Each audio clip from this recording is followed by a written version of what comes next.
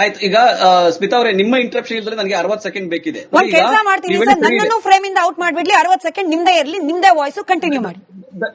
ದಯಮಾಡಿ. ಯಾಕಂದ್ರೆ ನೋಡಿ, ಯಾರು ದೇಶದ್ರೋಹದ ಚಟುವಟಿಕೆಗಳನ್ನ ಮಾಡ್ತಾರೆ, ಯಾರು ದೇಶದ್ರೋಹಿಗಳಿದ್ದಾರೆ, ಸಮಾಜಘಾತುಕ ಶಕ್ತಿಗಳಿದ್ದಾರೆ, ಅದು ಯಾವ ವರ್ಗದಲ್ಲಿರ್ಲಿ, ಅದು ಯಾವ ಜಾಗದಲ್ಲಿರ್ಲಿ, ಅವರನ್ನ ಯಾವುದೇ ಮುಲಾಜಿಲ್ಲದೆ ಕೇಂದ್ರ ಸರ್ಕಾರ, ಗೃಹ ಇಲಾಖೆ ದಯಮಾಡಿ ಅವ್ರನ್ನ ಹಿಡಿದು ಒಳಗೆ ಹಾಕಿ. ನಂಬರ್ 1. ನಂಬರ್ 2, ಅದನ್ನ ದೇಶದ್ರೋಹ ಅಂತ ಹೇಳಿ ಅದ್ರ ಹಿಂದೆ ಅಡಿಕೊಂಡು ಅಮಿತ್ ಶಾ ಕೂತ್ಕೋಬಾರದು. ಅಮಿತ್ ಶಾ ಮಕ್ಕಳ ಮೇಲೆ ಮಾಡಿದಂತಹ ದಾಳಿ, ಅಲ್ಲೇ ಅದಕ್ಕೂ ಹೊಣೆಗಾರಿಕೆ ತೆಗೆದುಕೋಬೇಕು. ಅದಕ್ಕಾಗಿ ಅಮಿತ್ ಶಾ ದೇಶದ ಈ ವೈಫಲ್ಯಕ್ಕೆ, ಈ ಅನಾಹುತಕ್ಕೆ ಹೊಣೆಗಾರಿಕೆಯನ್ನು ಹೊತ್ಕೊಂಡು ರಾಜೀನಾಮೆ ಕೊಡಬೇಕು. ಈ ಪ್ರಧಾನಿ ಅವರನ್ನ ಕಾಪಾಡ್ಲಿಕ್ಕೆ ಮೋದಿಯವರು 1 ತಿಂಗಳಿಂದ ಎಷ್ಟು ಎಣಗಾಳಿದ್ರು, ಎಷ್ಟು ಕಷ್ಟಪಟ್ಟರು, ಎಷ್ಟು ಯುವಕರ ಮೇಲೆ ಹಲ್ಲೆ ಮಾಡಿಸಿದ್ರು, ಎಷ್ಟು ಹೋರಾಟ ವಿದ್ಯಾರ್ಥಿಗಳನ್ನ ತಾತ್ಸಾರ ಮಾಡಿದ್ರು, 21 ಜನ ಆತ್ಮಹತ್ಯೆ ಮಾಡ್ಕೊಂಡ್ರು, ಕೇರ್ ಮಾಡ್ಲಿಲ್ಲ. 2.5 ಲಕ್ಷ ಜನ ವಿದ್ಯಾರ್ಥಿಗಳು ಎಕ್ಸಾಮ್ ಬರ್ದಿಲ್ಲ ಅಂದ್ರೂ ಕೇರ್ ಮಾಡ್ಲಿಲ್ಲ. ಮೋದಿ ಅವರು ಕೂಡ ದೇಶ ಜನತೆಯ ಕ್ಷಮೆ ಯಾಚಿಸಬೇಕು. ಇದು ಬಹಳ ಪ್ರಮುಖವಾದದ್ದು. ಅದಾದ್ಮೇಲೆ ನೀವ್ ಹೇಳ್ದಂಗೆ ಎಲ್ಲೆಲ್ಲಿ ದೇಶ ವಿರೋಧಿ ಚಟುವಟಿಕೆ ಆಗಿದೆ, ದೇಶ ವಿರೋಧಿ ಕೂಗಾಗಿದೆ, ಅವರೆಲ್ಲರ ಮೇಲೆ ಕ್ರಮ ಆಗಲಿ. ವಿಡಿಯೋ ಸಾಕ್ಷಿಗಳಿದ್ದಾವೆ, ಅದನ್ನ ಕೂಲಂಕುಷವಾಗಿ ಪರಿಶೀಲನೆ ಮಾಡಿ ಕ್ರಮಗಳಾಗಲಿ.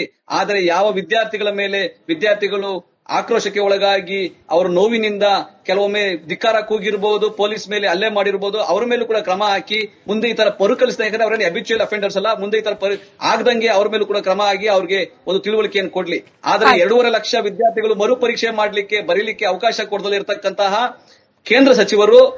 ಕೇಂದ್ರ ಸರ್ಕಾರ, ಮೋದಿಯವರು ಅಮಿತ್ ಶಾ ಅವ್ರನ್ನು ವಜಾ ಮಾಡ್ಲಿ, ಮತ್ತೆ ತಾವು ಕೂಡ ಜನತೆಯ ಮುಂದೆ ಕ್ಷಮೆ ಯಾಚಿಸ್ಲಿ. ಇದು ಬಹಳ ಇಂಪಾರ್ಟೆಂಟ್. ಆಮೇಲೆ ಮುಂದೆ ಈ ತರ ಮರುಕಳಿಸಬಾರ್ದು. ನಾವು ದಕ್ಷಿಣ ಭಾರತದವರು ನೀಟನ್ನ ಬ್ಯಾನ್ ಮಾಡಿ ನಮ್ಗೆ ಸಿಇಟಿಗೆ ಅವಕಾಶ ಕೊಡಿ, ನಮ್ಗೆ ಸ್ವಾಯತ್ತತೆ ಕೊಡಿ ಅಂತ ಹೇಳಿ ತಮಿಳುನಾಡು, ಕೇರಳ, ಆಂಧ್ರಪ್ರದೇಶ, ಕರ್ನಾಟಕ ಕೇಳ್ತಾ ಇದೀವಿ. ನಮಗೆ ಹಾಗಾಗಿ ನೀಟನ್ನು ಕೂಡ ರದ್ದು ಮಾಡಿ ನಮಗೆ ಅವಕಾಶ ಕೊಡ್ಲಿ. ಸ್ವಾಯತ್ತವಾಗಿ ನಾವು ಕೂಡ ಸಿಇಟಿಯನ್ನ ಇಂಪ್ಲಿಮೆಂಟ್ ಮಾಡ್ಕೊಂತೀವಿ, ಸಿಇಟಿಯನ್ನ ಎಕ್ಸಾಮ್ ನಡೆಸ್ಕೊಂತೀವಿ. ಆದರೆ ಇವತ್ತು ಯಾರ್ಯಾರ ಮೇಲೆ ದೇಶದ್ರೋಹ ಅಂತ ಹೇಳ್ತಾ ಇದ್ದಾರೆ, ಅದನ್ನ ಯಾರು ನಿಜವಾದ ದೇಶದ್ರೋಹಿಗಳು, ಯಾರು ನಿಜವಾದ ತುಕಡೆ ಗ್ಯಾಂಗ್ಗಳು, ಯಾರು ಪಾರ್ಲಿಮೆಂಟ್ ಅಲ್ಲಿ ಕುತ್ಕೊಂಡು 1 ತಿಂಗಳಿಂದ ಇದನ್ನ ಅಪಹಾಸ್ಯ ಮಾಡ್ತಾ ಇದ್ರು, ಮತ್ತೆ ಈ ಪ್ರಾಸನವನ್ನ ಮಾಡ್ತಾ ಇದ್ರು, ಅವ್ರ ಮೇಲೆ ಕೂಡ ಕ್ರಮ ಆಗಬೇಕು. ಅದು ಅಮಿತ್ ಶಾ, ನೇರವಾಗಿ ಅಮಿತ್ ಶಾ. ನಟರಾಜ್ ಗೌಡ್ರೆ, ನೀವು 60 ಸೆಕೆಂಡ್ ಕೇಳಿದ್ರಿ, 140 ಸೆಕೆಂಡ್ಗಳು 60 ಸೆಕೆಂಡ್ ಕೇಳಿದ್ರಿ, 140 ಸೆಕೆಂಡ್ ಅನ್ಇಂಟರಪ್ಟೆಡ್ ಆಗಿ ಕೊಟ್ಟಿದ್ದೀನಿ. ನಿಮಗೆ ಸಮಾಧಾನ ಆಗಿದೆ ಅಂತ ಭಾವಿಸ್ತಾ, ಪಾಷಾ ಸರ್, ಧರ್ಮ ಯಾವುದೇ ಇದ್ರೂ ಕೂಡ ದೇಶ ಅಂತ ಬಂದಾಗ ದೇಶವನ್ನ ನೀವು ಕೂಡ ಗೌರವಿಸ್ತೀರಿ ಅನ್ನೋ ನಂಬಿಕೆಯಿಂದ ಪ್ರಶ್ನೆ ಕೇಳ್ತಾ ಇದ್ದೀನಿ. ವಿದ್ಯಾರ್ಥಿಗಳ ಪ್ರತಿಭಟನೆ ಆಗೋ ಸಂದರ್ಭದಲ್ಲಿ ಕೇವಲ ಅಲ್ಲಾನ ಹೆಸರು ಮಾತ್ರ ಉಳಿಬೇಕು ಅನ್ನೋ ಘೋಷಣೆಗಳು ಬಂದ್ಬಿಡೋದು, ರಾಮನ ಹೆಸರಿಗೆ ಅವಮಾನ ಆಗೋ ರೀತಿಯಲ್ಲಿ ವರ್ತನೆ ಮಾಡೋದು, ರಾಮನ ಚಿತ್ರವನ್ನ ರಸ್ತೆ ಮೇಲೆ ಬರೆದು ಅದ್ರ ಮೇಲೆ ಅಸಭ್ಯವಾಗಿ ವರ್ತನೆ ಮಾಡೋದು, ಇದನ್ನೆಲ್ಲ ಗಮನಿಸಿದಾಗ ನಮ್ಮ ದೇಶವನ್ನ ನೇಪಾಳ ಮಾಡ್ತೀವಿ ಅಂತ ಅನ್ನೋದು, ಇಂಥದ್ದೆಲ್ಲ ಗಮನಿಸಿದಾಗ ಇದನ್ನ ದೇಶ ವಿರೋಧಿ ಚಟುವಟಿಕೆ ಅಂತ ಹೇಳಿ ಪರಿಗಣಿಸಿ ದೇಶದ ಸಂಸ್ಕೃತಿಗೆ ಮಾಡ್ತಾ ಇರುವ ಅವಹೇಳನ ಅಂತ ಗಮನಿಸಿ ಪೊಲೀಸರು ತಕ್ಕ ಕ್ರಮವನ್ನ ಕೈಗೊಳ್ಳಿಕ್ಕೆ ಸರ್ಕಾರಗಳು ಅವಕಾಶ ಮಾಡಿಕೊಡ್ಬೇಕಾ ಬೇಡವಾ ಅಂತ ಹೇಳಿ. ಮೇಡಮ್, ಅದು ಮಾಡಲೇಬೇಕು. ಇನ್ನೊಂದು ಏನಾದ್ರೆ, ಅಲ್ಲಿ ಜಂತರ್ ಮಂತರ್ನಲ್ಲಿ ಒಬ್ಬ ಶೋ ಮಾಡ್ತಾನ, ಅವನು ಏನೋ ಹೆಸರಿದೆ, ರಾಮನ್ ಹೆಸರು. ಅದು ನೋಡಿ, ಅದು ಅವಮಾನ ಮಾಡಿರೋದು ತುಂಬಾ ನಮ್ಗೇನು ಬೇಜಾರಾಯ್ತು. ಅದೆಲ್ಲ ಆ ಜಾಗನಲ್ಲೆಲ್ಲ ಮಾಡಬಾರ್ದು. ಇನ್ನೊಂದು ಏನಂದ್ರೆ ನೋಡಿ, ಈ ಮಕ್ಕಳ ಮೇಲೆ ಅನ್ಯಾಯ ಆಗಿದೆ. ನೀಟು ಇದು ಒಂದ್ಸಾಲಿ ಅಲ್ಲ, 150 ಸಾಲಿ ಆಗಿದೆ, ಪೇಪರ್ ಲೀಕ್ ಆಗಿದೆ. ಈ ಸಾಲಿ ತುಂಬಾ ನೋಡಿ, ಯಾವತ್ತೂ ಆತರ ಆಗ್ಲಿಲ್ಲ. 22 ಮಕ್ಕಳು ಸತ್ತಿದ್ದಾರೆ.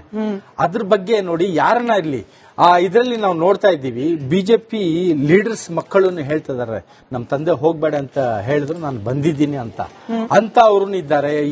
ಆಮ್ ಆದ್ಮಿ ಪಾರ್ಟಿ ಆಗ್ಲಿ, ಕಾಂಗ್ರೆಸ್ ಆಗ್ಲಿ, ದಲಿತ ಮಕ್ಕಳು, ಮುಸಲ್ಮಾನ್ ಮಕ್ಕಳು ಎಲ್ಲರೂ ಇದ್ದಾರೆ. ಮೇಡಮ್, ಏನಂದ್ರೆ ನಮಗೆ, ನಮ್ಮ ಭಾರತಕ್ಕೆ ಬಾಬಾ ಸಾಹೇಬ್ ಅಂಬೇಡ್ಕರ್ ಅವರು ಅಧಿಕಾರ ಕೊಟ್ಟಿದಾರಲ್ಲ, ಅನ್ಯಾಯ ನಡೆದ್ರೆ ನಾವು ಏನು ಇದು ನ್ಯಾಯ ಕೇಳಬೇಕಂತ ಕೊಟ್ಟಿದಾರಲ್ಲ, ಅದು ನ್ಯಾಯ ಕೇಳೋದು ತಪ್ಪ? ನ್ಯಾಯ ಕೇಳೋರೆಲ್ಲ ಆತಂಕವಾದಿಗಳ? ನ್ಯಾಯ ಕೇಳೋರೆಲ್ಲ ಏನು ಕ್ರಿಮಿನಲ್ಸ್ ಆಗ್ಬಿಡ್ತಾರ? ನೋಡಿ, ಇನ್ನೊಂದು ಮಾತು ಏನಂದ್ರೆ, ಈಗ ಇದರಲ್ಲಿ ನಮ್ಮ ಬ್ರದರ್ ಉತ್ಕರ್ಷ್ ಅವರು ಹೇಳ್ತಾ ಇದ್ದಾರೆ, ಅವ್ರು ತುಂಬಾ ಜೋಶ್ನಲ್ಲಿ ಇದ್ದಾರೆ.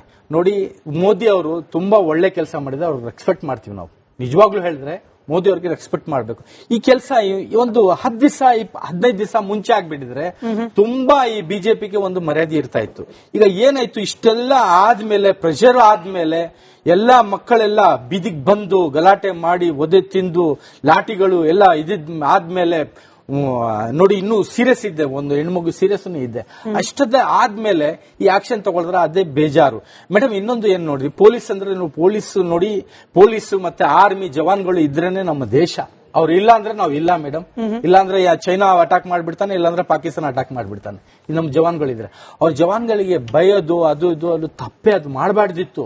ಇನ್ನೊಂದು ನೋಡಿ, ಆ ಇದರಲ್ಲಿ ಜವಾನು ಡ್ರೆಸ್ ನಲ್ಲಿ ಬೇರೆ ಈ ಹವಾಯಿ ಚಪ್ಪಲ್ ಹಾಕೊಂಡು, ಟೋಪಿ ಇಲ್ಲ ಏನಿಲ್ಲ, ಲಾಠಿಗಳಿಗೆ ಆಣಿ ಹಾಕೊಂಡು ಬಂದು ಹೆಣ್ಮಕ್ಳಿಗೆಲ್ಲ ಹೊಡೆದಿದಾರಲ್ಲ, ಅದು ನೀವು ವಿಡಿಯೋ ತೋರಿಸಿರಲ್ಲ, ತುಂಬಾ ನೋವಾಯ್ತು ನನಗೆ. ಇನ್ನೂ ಒಂದು 5 ವಿಡಿಯೋ ತೋರಿಸಿ ಮೇಡಮ್. ಹೆಣ್ಮಕ್ಳ ಮೇಲೆ ದೌರ್ಜನ್ಯ ಆಗಿದಲ್ಲ, ಹೆಣ್ಮಕ್ಳಿಗೆ ಅಶ್ರು ಆಗಿ ಎಷ್ಟು ಬಲವಂತ ಮಾಡಿದ್ರಲ್ಲ, ಪೊಲೀಸ್ ದೌರ್ಜನ್ಯ ಮಾಡಿದ್ರೆ ನೀವು ರಿಪಬ್ಲಿಕ್ ಕನ್ನಡವನ್ನ ಪ್ರತಿದಿನ ನೋಡುವವರು, ಸ್ವಲ್ಪ ತೋರಿಸಿ. ಇವತ್ತಿನ ವಿಚಾರ ಪೊಲೀಸರು ಭದ್ರತಾ ಸಿಬ್ಬಂದಿಗಳ ವಿಚಾರ ಅನ್ನೋ ಕಾರಣಕ್ಕೆ ಅಲ್ವಾ?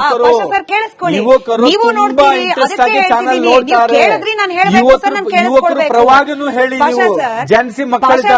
ಇವತ್ತಿನ ವಿಚಾರ ಪೊಲೀಸರು ಹಾಗೆ ಭದ್ರತಾ ಸಿಬ್ಬಂದಿಗಳಿಗೆ ಸಂಬಂಧಪಟ್ಟಿದ್ದು ಅಂತ ಹೇಳಿ ನಾನು ಅದು 5 ವಿಡಿಯೋ ರೆಫರೆನ್ಸ್ ಇಟ್ಕೊಂಡಿದ್ದೀನಿ. ಅದರ್ವೈಸ್ ಲೈವ್ ಕವರೇಜ್ ನಲ್ಲಿ ಹೋಗಿದೆ, ನಾನ್ ಸ್ಟಾಪ್ ಲೈವ್ ಕವರೇಜ್ ನಲ್ಲಿ ಹೋಗಿದೆ. ಅಲ್ಲಿ ಜಂತರ್ ಮಂತರ್ ನಲ್ಲಿ ಪರಿಸ್ಥಿತಿ ಹೆಂಗಿತ್ತು, ಫ್ರೀಡಂ ಪಾರ್ಕ್ ನಲ್ಲೂ ಕೂಡ ನಾವು ಪ್ರೊಟೆಸ್ಟ್ ಅನ್ನು ಕವರ್ ಮಾಡಿದೀವಿ. ಹಾಗಾಗಿ ನೀವ್ ಹೇಳಿದ್ರಲ್ಲ, ಕೇವಲ ಅದನ್ನ ಮಾತ್ರ ತೋರಿಸ್ತೀರಿ, ಇದನ್ನ ತೋರಿಸೋದಿಲ್ಲ ಅಂತ ಹೇಳಿ, ಅದನ್ನ ನೀವು ಒಪ್ಪಬಾರ್ದು, ನಮ್ಮ ವೀಕ್ಷಕರು ಒಪ್ಪೋದಿಲ್ಲ. ಎನಿವೆ, ಮೃತ್ಯುಂಜಯ ಅಂತ ಹೇಳಿ ನಮ್ ಜೊತೆ ದೂರವಾಣಿ ಸಂಪರ್ಕದಲ್ಲಿದ್ದಾರೆ ವೀಕ್ಷಕರು. ಸರ್ ನಮಸ್ಕಾರ.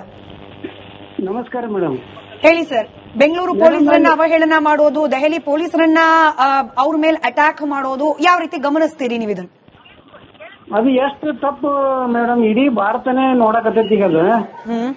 ಅದು ಪೊಲೀಸರನ್ನೇ ಬೂಟ್ಗಲ್ಲಿ ಒಯ್ದು ಅವ್ರು ಕೆಡದು ಹೊಡಿಯುದು, ಬಡಿದು, ಅವ್ರ ಬಡಗಿ ಕಸೊಂದು ಅವ್ರಿಗೆ ಹೊಡಿದು, ಏನೇನೋ ಮಾಡುದು.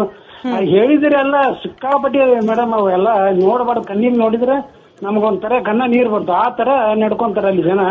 ಅದ್ರಲ್ಲಿ ಹೆಚ್ಚಾಗಿ 20% ಅಷ್ಟೇ ವಿದ್ಯಾರ್ಥಿ ಕೊಡ್ರಿ, ಇನ್ 80% ಎಲ್ಲ ಗುಂಡಾಗಳು ಇರುದಲ್ಲಿ ಮೇಡಮ್. ಅದು ಎಲ್ಲ ನಮ್ಗೆಲ್ಲ ಅರ್ಥ ಆಗೈತಿ. ಇಡೀ ಭಾರತನೇ ಹೊರಗತೈತಿ, ಬೈತಾರ ಅವ್ರಿಗೆ, ಕಾಂಗ್ರೆಸ್ನವ್ರಿಗೆ. ಇನ್ನೊಂದು ಪಕ್ಷ ಏನ್ ಅದಾವಲ್ರಿ, AP ಅವೆಲ್ಲ ಸಮಾಜವಾದಿ ಪಕ್ಷ, ಇವೆಲ್ಲ